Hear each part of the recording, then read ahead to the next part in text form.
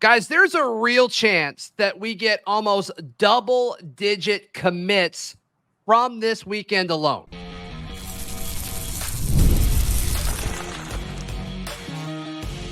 You are Locked On Auburn, your daily podcast on the Auburn Tigers. Part of the Locked On Podcast Network, your team every day. Yes, welcome on into Locked On Auburn, your daily Auburn Tigers podcast. I'm your host, Zac Blackerby, and thank you so much for making us your first listen every single day. And of course, Locked On Auburn is part of the Locked On Podcast Network, your team every single day. Darrell Dapprich, Montgomery radio legend, hanging out with us on the eve of Big Cat Weekend. We'll talk about Auburn having an SEC breakout star waiting in the wings. That's coming up. But of course, let's jump into Big Cat Weekend coverage. Gerald, you and I were discussing in our production meeting, if we want to call it that, there's a real chance when you look at this list, the list of 2025 guys and 2026 guys, there's a real chance you're getting close to double-digit commits. Not necessarily from this weekend, but this weekend could result in commits from 8, 9, maybe 10 of these players. Yes.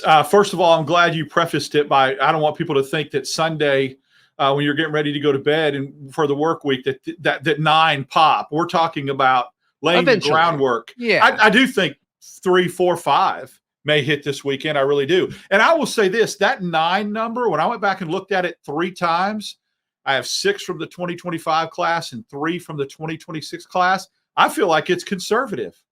I feel like I dialed it back a little bit. Yeah, especially for the 2026 class. Mm-hmm. I mean, we've talked about those top 8 guys in the state all being here this weekend. Yeah. I mean, Auburn can get a lot of those guys. So you said how many for the 20? You said 6 in the 2025 class?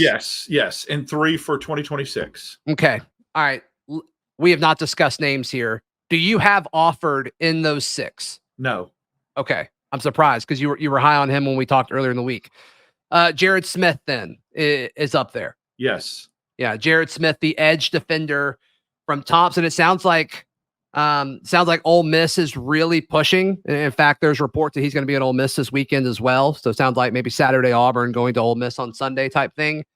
But he's announcing on August 3rd. We're just days away, and this is a big one. This is a big one, no question about it. In fact, Brian Smith on the show yesterday made the case that he's the most important visitor this weekend for the Tigers. And it's hard to come up with an argument against that. I agree. 5-star and a couple of publications and edge. We talked about how much we loved edge guys. Yeah. Thompson. Yeah. All those factors. So right. He's the first one I had on that list that I say will commit to Auburn from Big Cat Weekend.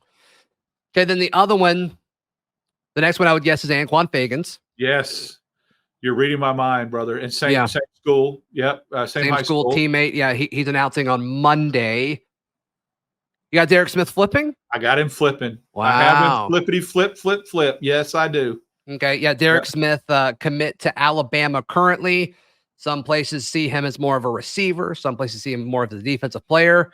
Just get him on campus. Let him play whatever he wants to play. He's so good at both of them.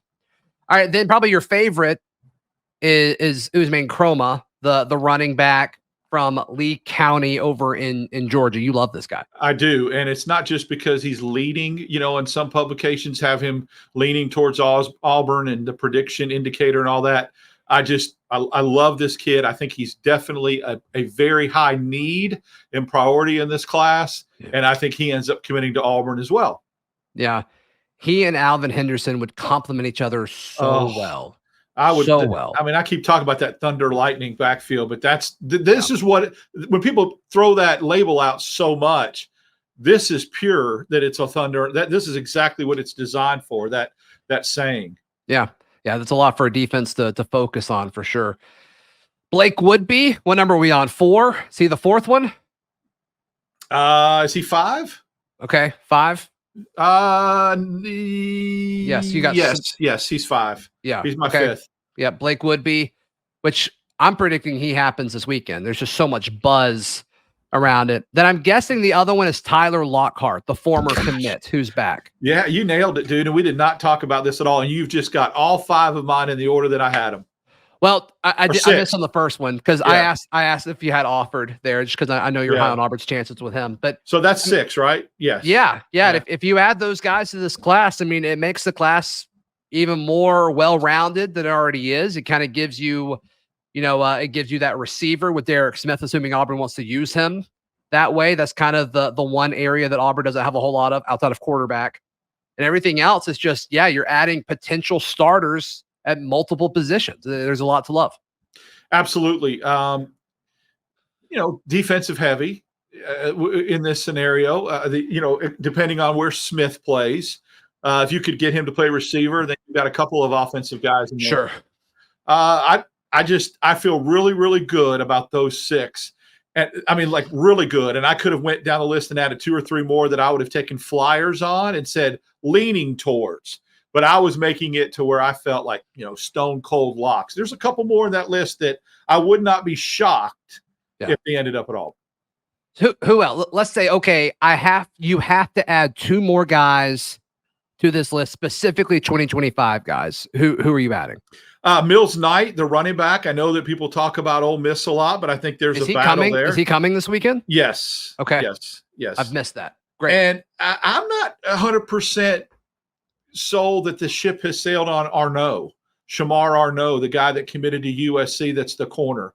So those would be 2 that would be possibilities that could get in there. I've just almost let that ship sail on Offord, and I know that that's disappointing, but it's kind of a feeling.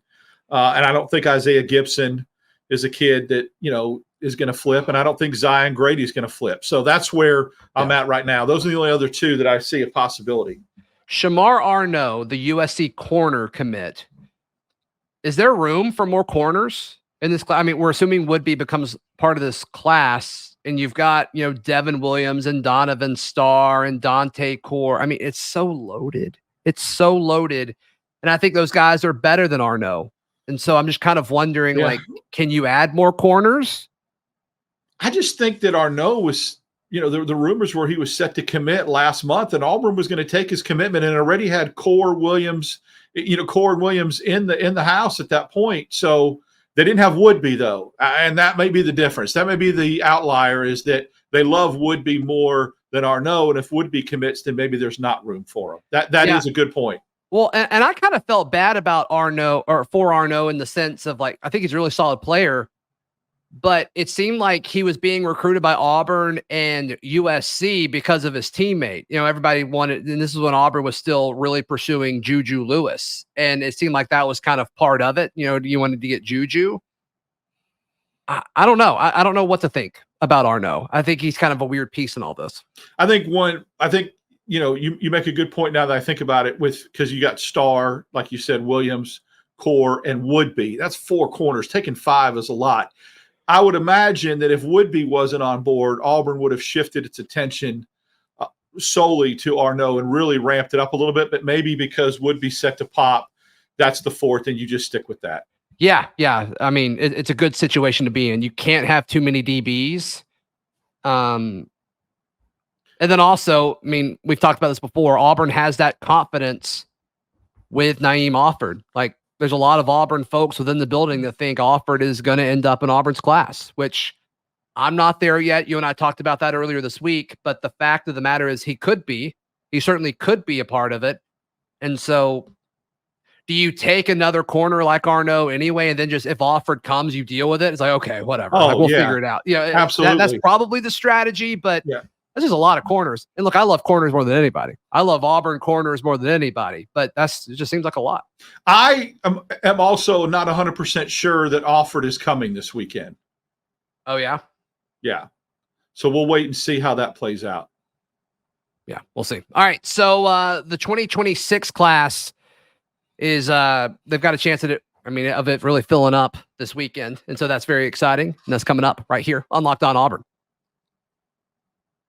Today's show brought to you by our friends at eBay Motors. Darrell, can you imagine buying a part for your car, truck, SUV, whatever it might be, from anywhere other than our friends at eBay Motors? I cannot. I mean, you just don't want to. Whatever you need to do, just do it from your computer, get the part, boom, you're done. Yeah, they've got over 122 million parts for your car, truck, or SUV, whatever you're searching for. You just add your car, your make and model to your profile on ebaymotors.com.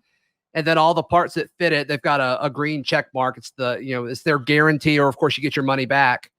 But look, you're going to go to a brick and mortar spot and they're not going to have the part. They're going to have to order it anyway. So you might as well just order it yourself. There's no middleman. It's going to be significantly more cost effective. So head over to eBay Motors. Keep your ride or die alive at ebaymotors.com.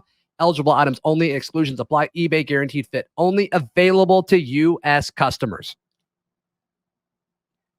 Darrell, the 2026 class, there are so many guys. There are so many guys that have tremendous upside that are 4 stars that could get that 5th star when you talk about Hezekiah Harris. And he's one of the top 3, I would say, that are most likely to pop specifically this weekend.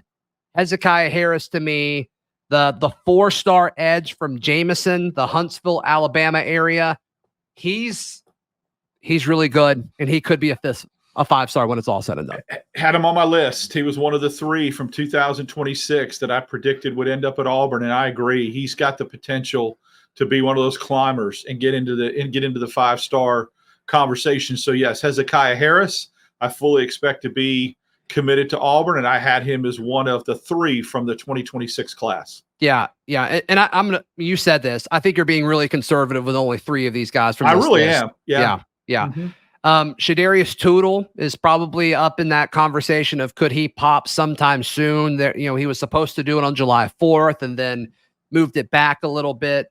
But he's going to be here this weekend, and he's certainly a name to pay attention to. Have him. I definitely have Tootle, and I feel like he's one that will commit sooner than later. Could be one of those kids that before Big Cat Weekend is over has committed to Auburn. So Tootle, which love that name. Yep. Absolutely expect him to be in this to be committed to. I keep saying in this class. The upcoming class is 2025, but we're talking about 26 right now. Yeah, that's fine. The next one, there's so many different guys that you could say. You only putting 3 makes us tougher. The guys I'm considering saying right now are Jamichael Garrett, Anthony Tank Jones, or Vondney Cleveland. Those are the next 3, I would say.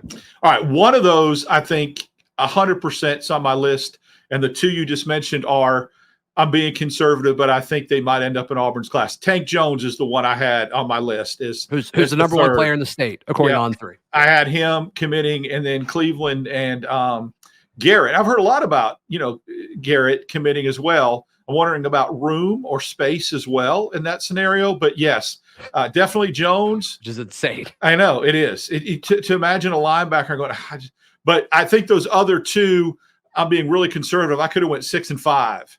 As far as 5 in the 2026 class, I stopped at 3. But the 2 you mentioned, I would not be shocked if they ended up at Auburn. So Vondney Cleveland, to me, he's a defensive lineman out of Prattville. He's a 4-star pretty much everywhere right now. I think this guy has a chance to be a 5-star down the road as well. The Coach L, who's up in Birmingham, he trains this kid. He trains a lot of guys both that went onto the league and that go to Alabama, go to Auburn, current active guys. But he posts videos of a lot of these guys working out. And when he posts videos of Vondney Cleveland, the guy that is like, it usually takes a while for these guys who are larger than the average teenager to figure out how to move their body effectively. Vondney Cleveland is not dealing with that battle. He can move his 300-pound frame extremely well for his age and his size. It's unbelievable. And so to me, I don't think Vondney Cleveland is getting enough chatter. And look, Tank Jones is certainly worthy of it. He's a top player in the state for a reason. Edge rushers, it's a position of need for every college football team in the country. But Vondney Cleveland this weekend, I don't think he's going to pop or anything this weekend. But Vondney Cleveland is a guy to pay attention to. I saw 2 defensive linemen play in person last year that Auburn's been connected to or talked about and being in the River region. Malik Blockton, numerous times, and I saw Cleveland play for Prattville. Okay. And those 2, if you were to ask me, gun to my head, who's the two best defensive linemen you saw in person. I didn't see Autry or some of these other dudes, right? It's just, in all fairness, it's them by a long shot. And Cleveland, I thought, was a senior. When I watched him, I'm like, oh, he hasn't signed with anybody yet. He hasn't committed. Let me go back and look. Why hasn't he committed yet? I'm like, oh, he's not even up for 2 more years. So very high. Years. Yeah, exactly. I mean, he's a man child. And Blockton, remember we talked about Blockton, how he was going to high riser too, fast riser. Yeah, those two dudes, again, I didn't go across the state and see every defensive lineman, but the ones I laid my eyeballs on, man, they stood out and they were impressive. Yeah, it's a good spot to be in. It's a good spot to be in for sure. So, yeah, absolutely loaded for both the 2025 and 2026 class. Darrell, you think 9 guys that are visiting this weekend will eventually commit? And I think we both agree it'll probably be more. Not necessarily saying they're gonna announce this weekend, but just they will eventually be a part of Auburn's class in either the 2025 class or the 2026 class, which is a great spot. It's a great 9 spot. 9 is what I feel comfortable really predicting. I would not be shocked if it ended up being 13. Yeah, I'm there with you. Mainly because of the added numbers in the 2026 class. I mean, there's so many. There are guys that we talked about that, Xavier McDonald, the wide receiver from Mississippi, like Auburn's leading for him. It sounds like Zealous Hicks, the Carrollton safety, like Auburn's leading for him. It seems like. So yeah, I've heard a lot about Javar Bowden too. That that's coming in. It was a late arrival to this class and announced this morning that he was coming to Big Cat Weekend. I've heard a lot of chatter about him as well. Yeah, tight end from I think he's from somewhere in Florida. So a lot to be excited about for sure, including guys that are on the roster currently that aren't getting any love, but are ready to break out onto the scene in the SEC. We'll tell you who in just a moment, right here on Locked On Auburn. Today's show is brought to you by our friends at FanDuel. I love sports. Darrell, you love sports. We never want them to stop. And right now, it's a slow time. It's a slow time of the year.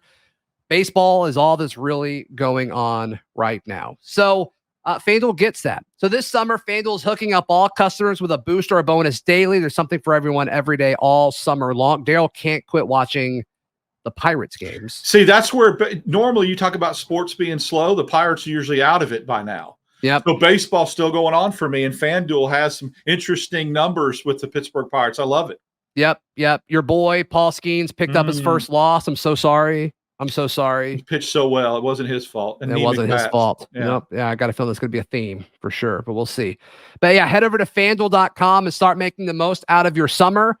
FanDuel is the official sports betting partner of Major League Baseball and the Locked On Podcast Network. Darrell, Auburn has a breakout star on its roster, and the breakout star is Kayin Lee. We saw glimpses of it as a freshman. If you've watched this show, this is not a surprise to you. It's not a surprise to you at all. But don't listen to me or Darrell. Listen to Eugene Asante. We asked him about Kayin Lee last week. Can Kayin be opposite of Keontae back there? Yeah, Kayin could be such a special player, man. He's certainly somebody that's super talented in terms of his ability to cover one-on-one. And he's very comfortable in the press situation. He's very comfortable playing off.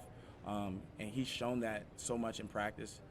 When he first got here, it really was it turned my head in the way he was progressing and how he was able to lock up guys that were experienced guys.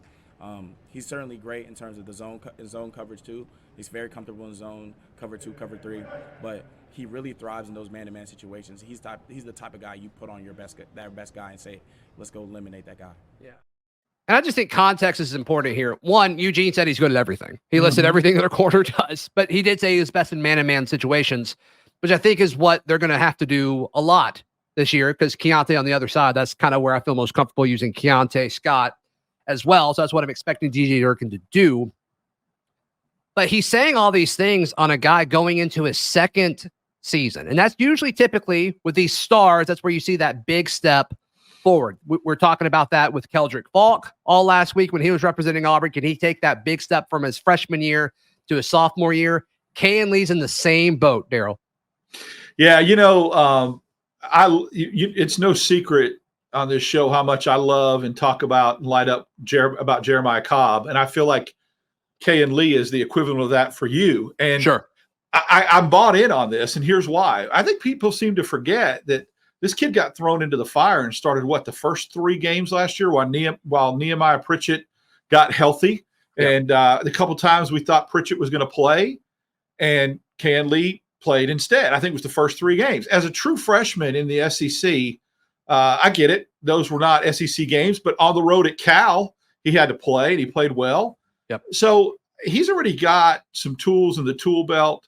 And Eugene Asante just confirmed, I think, what we felt. Look, when you hear words like you put him on the best receiver, and you've got, Keontae Island on the other side that you think is probably going to be your best cover corner who's a senior, but you're putting Kayin Lee as a sophomore allegedly on your best receiver to lock down, that speaks volumes. But also what it'll do is if that does happen, Keontae Scott should eat over there on the other side of the field. And so there's going to be some interesting combinations. To your point about a press corner and a guy that plays a lot of man, that tells me that if that happens, Durkin will have the flexibility, DJ Durkin, to rush to blitz safeties, from the corner or whatever, and to kind of keep him out there on an island one-on-one, which – we talked about. Asante said you don't know who's coming and where they're coming from in a DJ Durkin defense. That's a little bit of a sneak peek to me on how people could be used in the defensive backfield.